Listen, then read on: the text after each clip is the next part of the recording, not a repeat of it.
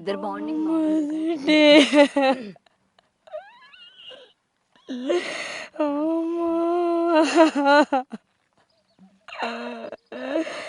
City నా కొడుక్కి బిడ్డని తన్నదమ్మా.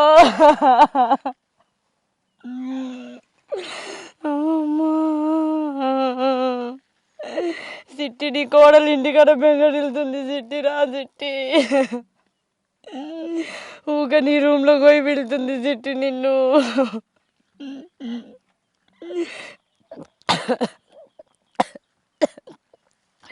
సిట్టి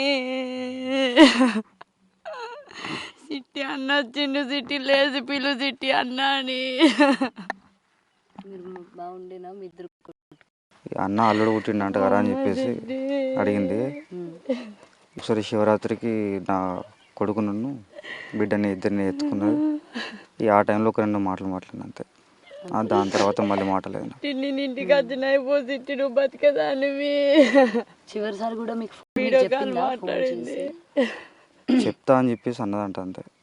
అన్నకి చెప్తా రమ్మని చెప్పు ఇక్కడ అనేసరికి నేను కూడా ఇంటికి వచ్చిన తర్వాత సీమంతం చేసేటప్పుడు ఒకసారి మాట్లాడితే అయిపోతుంది, అప్పుడే చూసుకుందాం అని చెప్పేసి అన్నట్టుండే. తనకు కూడా ఇప్పుడు ఎట్లా వీడియోస్ అవసరం ఉంటాయి కదా అని చెప్పేసి ఆ టైంలో మరి చేసి తను కూడా వీడియోస్ తీసి పెట్టుకుంటే తనకు కూడా హెల్ప్ఫుల్ అవుతుందని చెప్పేసి నేను అనుకున్నా.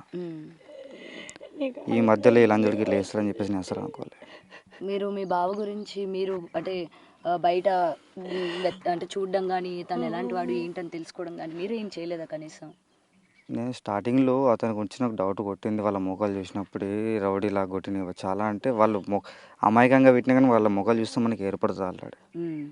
వాళ్ళ అమ్మ మాటలు చూస్తే వాళ్ళ మాటలు చూస్తే చాలా నాకు ముందే అర్థమైపోయింది వాళ్ళకి ఇవ్వద్దు అని చెప్పేసి అర్థమైపోయింది. కానీ నేను లేని టైం చూసి వాళ్ళందరూ ట్రాప్ చేసి మా తమ్ముళ్ళు లేని టైం చూసి మా నాన్న అమాయకులు అని చెప్పేసి, మా చెల్లి కూడా చాలా అమాయకురాలు కాబట్టి చచ్చిపోతా అని చెప్పేసి విషం తాగి అద్దాగి ఇద్దాగి అట్లా వేసి ఇట్లా వేసి వాళ్ళ వడగొట్టుకొని ఆఖరికి వస్తే ఒప్పించుకొని మరి పెళ్లి చేసుకున్నాడు. మీకు ఇష్టం లేదు? నాకు ఇష్టం లేదు. నేను 2-3 నెలల దాకా 2-3 నెలల దాకా మాట్లాడాలి. నేను కూడా చెల్లె మీద ఫస్ట్ నాతో మాట్లాడకపో నేను మాట్లాడతాను చెప్పి ట్రై చేసిన.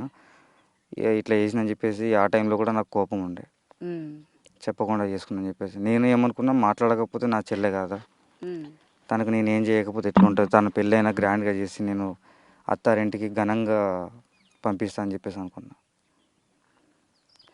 ఆ పెళ్ళి చూడలే, నా కల్లారా నా చెల్లె పెళ్ళి చూడలే. లాస్ట్ ఒక బర్త్డే చేసిన అంతే తనది, అది కూడా చిన్నగా. మళ్ళీ వచ్చినప్పుడు మళ్ళీ గ్రాండ్గా చేస్తుంది అమ్మ అని చెప్పేసి అన్న. ఈ సంవత్సరం రాఖీ కూడా కట్టించుకోవాలి దాంతో. కట్టించుకోలేదు రాలా? ఏ పండుగ కూడా తనతో కలిసి చేసుకోలేము. లాస్ట్ ఇయర్ మేము అక్కడ హైదరాబాద్లో ఉండడంతో కుదరలేదు నాకు మొత్తానికి. అక్కడ వాళ్ళ అన్నదమ్ములు ఉన్నారు, ఇక్కడ మా చెల్లి ఉండే, అక్కడ నాగిపోవాల్సి వచ్చింది. మాటలు బాగుంటే చెల్లెనే వచ్చి కట్టేది కావచ్చు, లేకపోతే నేనే వచ్చేవాడిని కావచ్చు. ఒకటే రోజులో 2 చోట్ల ఉండలేం కదా మనం. అదే ఇంకా మీతో లాస్ట్ మాట్లాడింది కూడా అదే ఇంకంతే? లేదు, మాట్లాడింది లేదు. ఏం లేదు. మీ బావ మాట్లాడినాడు మీతో ఎప్పుడైనా? అప్పుడు ఏదో నేను మాట్లాడిస్తే మాట్లాడేవాడు.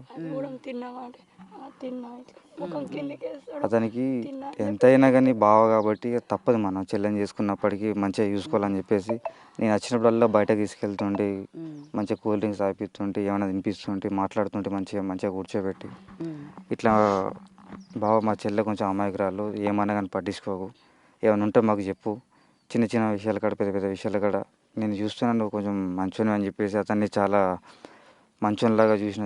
అంటే నాకు లోపల ఉండే వీడు మంచోడు కాదని చెప్పేసి నాకు ముందు నుంచే ఉండే, కానీ అతన్ని మనం అనలేం కదా డైరెక్ట్. మంచిగా చూసుకో బావ అని చెప్పేసి, నువ్వు మంచిగా ఉండాలి, మా చెల్లె మంచిగా ఉండాలి, ఇంకా మీకు ఏం అవసరం ఉన్నా మమ్మల్ని అడగండి, అంతేగాని మీరు ఎటువంటి నిర్ణయాలు తీసుకోకూడదు, ఎటువంటి చిన్న చిన్న గొడవలు కూడా పెట్టుకోకండి, మీకు ఏం బాధ అనిపించినా నాతో చెప్పండి చెప్పేసి వచ్చినప్పుడల్లా చెప్పేది నా అతనికి. అప్పుడప్పుడు కూడా అతనికి ఫోన్ చేసి కూడా మంచిగా మాట్లాడుతుంటే, మంచిగా మాట్లాడి బాగా మంచిగా ఉన్నారా, మరి తిన్నారా, ఎలా ఉన్నారు, గొడవలు అవుతున్నట్టు కూడా ఏం తెలియదు అయితే. ఎందుకంటే మీ అమ్మగారు చెప్పడం జరిగింది, అత్తవారింటికి వెళ్ళినప్పుడు కూడా తన్ని కారం వేయడం కొట్టడం ఏం చెప్పలే. నా చెల్లె విషయంలో దాని పెళ్ళైనప్పటి నుంచి చచ్చిపోయే వరకు నాకు ఏది కూడా క్లారిటీగా తెలియదు. ఒక్క విషయం కూడా మా ఇంట్లో వాళ్ళు కానీ మా చెల్లె కానీ బయట వాళ్ళు కానీ ఎవరు చెప్పలేరు నాకు మొత్తానికి. మరి ఎందుకు దాచిపెట్టిరో ఎందుకు నాకు కూడా తెలియదు. కానీ బహుశా మీకు నచ్చదని చెప్పి ఎందుకులే మళ్ళీ ఇలా జరుగుతున్నాయి మీరు బాధపడతారని ఏమైనా చెప్పలేదంటే? నేను బాధపడతానో లేకపోతే జరగనివ్వనని చెప్పేసి మరి ఇక అలా కావచ్చు అని వీనికి బంగారు చైన్ చేపిస్తే మా చెల్లె కూడా ఖాళీగా ఉండొద్దని చెప్పేసి అప్పు తీసుకొచ్చి మరి చేయించినాం, సంఘాలు తీసుకొచ్చి చేయించినాం. వీళ్ళ అమ్మ దేక్తలేదు, అరే మమ్మల్ని బావ మమ్మల్ని మా అమ్మ దేక్తలేదు, తిడుతుంది, బెదిరిస్తుంది, నాకు ఆస్తి ఇవ్వ అంటుంది, ఉన్న ఒక చిన్న ఇల్లు కూడా ఇవ్వ అని చెప్పేసి అంటుంది. నా అన్నదమ్ములు ఇద్దరికి సపరేట్ ఇల్లు కట్టించి ఇచ్చింది, నాకు మాత్రం ఇవ్వలేదు బావ అని చెప్పేసి అంటే మా అమ్మతో మాట్లాడి చేసి మరి ఎట్లా అంటమ్మా మరి అక్కడ ఉంటారా ఇక్కడ ఉంటారా పోరి మరి పంచాయతీ అంటే పెట్టు.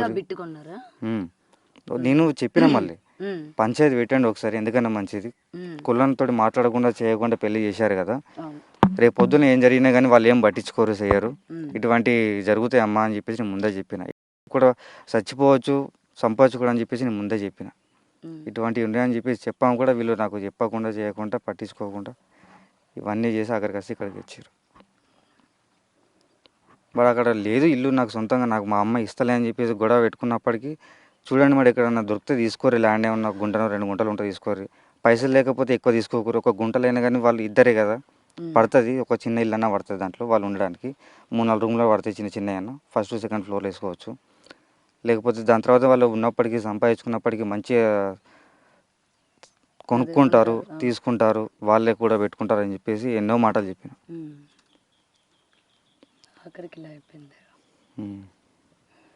నాకు ఏడవడానికి కూడా వస్తలేదు అసలు మొత్తానికి. తను చనిపోయిందని చెప్పేసి అంటే ఇది ఎవరిదో కూడా నాకు అర్థమవుతలేదు. తన లోపల ఉందా ఏంటిది అసలు అంతే ఏంటిది? ఎందుకు వస్తున్నామో ఇంట్లో ఎందుకు వస్తారు ఎందుకు వస్తారు ఏం అర్థం కావట్లేదు. అసలు తను చనిపోయిందన్న ఊహనే లేదు. కొంతమంది చనిపోతే ఆ రూమ్లోకి వెళ్ళడానికి భయం అవుతుంది, కానీ ఆ రూమ్లోనే పడుకోవాలని అక్కడనే ఉంటున్నాం మేము. అట్లా అసలు తను చనిపోయిందన్న ఊహ మొత్తానికి రావట్లేదు మాకు. ఇలా అడుగుతున్నానని ఏమనుకోవద్దు, అంటే చివరి క్షణాల వరకు కూడా మీతో మాట్లాడింది లేదు, మీతో కోపం బహుశా అన్న చెల్లెల్లో లేకపోతే కుటుంబ సభ్యుల మధ్య జరిగిన వాగ్వాదాల్లో ఏదో ఒకటి మిమ్మల్ని దూరం పెట్టే చనిపోయిన తర్వాతైనా మీకు కనిపించడం కానీ అలా ఏం లేదా? అంటే ఆఖరి నిమిషాల్లో మీ చెల్లి మీతో ఏమైనా మాట్లాడాలనుకున్నావు కానీ కనిపించలేదు అసలు మీకు ఎక్కడ కూడా ఇప్పటి వరకు ఆయన చనిపోయినప్పటి నుంచి? కనిపించడం అని చెప్పేసి అంటే తను చనిపోయిన నైటు ఎట్లా వర్షం స్టార్ట్ అయింది ఆ టైంలో, తను పెంచుకున్న పిల్లి ఉంటుంది కదా అది నా దగ్గరికి రావడం, తిరగడం, చుట్టూ తిరగడం, ఇల్లంతా లెంకి దాని దగ్గరికి వచ్చి కాసేపు మాట్లాడినట్టు చేయడం. ఎప్పుడు నా దగ్గరికి రాలేదు, నేను పట్టుకున్నాగా నాగలేదు, కానీ నా దగ్గరికి వచ్చి పాలు తాగింది, నేను పెడితే తిన్నది చేసింది. ఆ నైట్ టైంలో నాకు అసలు నిద్ర పట్టలేదు మొత్తానికి, ఎవరు వచ్చిపోతున్నట్టు వెనక నుంచి ముందు నుంచి వచ్చిపోతున్నట్టు పడుకోలేదు. నైట్ అంతా నేను పడుకోలేదు అసలు, మొత్తం ఎవరో పక్కనే ఉన్నట్టు పిలిచినట్టు చాలా అనిపించింది. ఆ టైంలో లేచుకుని నేను కూర్చొని కూడా చేసిన, అంటే కళ్ళకైతే కనిపించలేదు నాకు. పడుకుంటుంటే తనే మా ఇంట్లో ఉందేమో, చిట్టి మాతో చిట్టితో మాట్లాడాలి అనిపించు గజ్జలస అంటే తను మా ఇంట్లో నడుస్తున్నట్టు అట్లా అనిపించింది మాకు. తను ఏదో భయంకరంగా అట్లా ఇప్పటివరకు ఏం లేదు అసలు, తను నీడ కనిపించలేదు, ఏం కనిపించట్లేదు, రామ్మని పిలిచినా రావట్లేదు మన దగ్గరికి. ఏదో ఒక గాలిలాగా వచ్చి మాతో ఏదో చెప్పాలి అనుకున్నట్టు అయితే నాకు అనిపించింది, కానీ చెప్పలేదు. ఇప్పటివరకు అయితే నాకు ఏం చెప్పలేదు. కానీ హరిగడు చనిపోతే మాత్రం తన ఆత్మ మాత్రం శాంతి అవుతుంది. ఇప్పుడు తను శాంతిగా లేదు ఇందులో, తను లేదు, తన కడుపులో ఉన్న ఆ పిండం కూడా శాంతి లేదు. 2 ప్రాణాలు ఇందులో శాంతి లేవు.